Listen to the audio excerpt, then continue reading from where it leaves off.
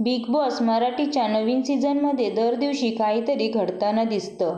या सीझनमध्ये निक्की तांबोळीची चांगली चर्चा आहे. निक्कीने आजवर घरात वर्षा उसगावकर, आर्या, जान्हवी, छोटा पुढारी अशा अनेकांशी पंगा घेतलाय.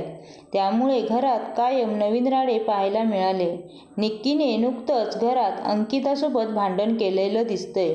बिग बॉसच्या नवीन प्रोमोत निक्की तांबोळी म्हणते की काल अंकिताची किती फाटली होती हे दिसतंय. घरात सर्वांना काल धनंजय सरांना सांगत होती की मी नॉमिनेटेड आहे आणि वर बोलते की मला भीती नाही वाटत तुझ्या नॉमिनेशनची.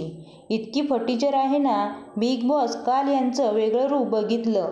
नॉमिनेटेड झाल्यावर पुढे निक्कीने अंकिताची नक्कल करून एवढंच सांगते मी नॉमिनेटेड आहे हे वाक्य म्हटलं. शेवटी निक्की म्हणाली कारण की मी आहे ना उभी म्हणून फाटली आहे हिची. नॉमिनेशनमध्ये मी आणि अभिजित आहे त्यामुळे घाबरली असेल.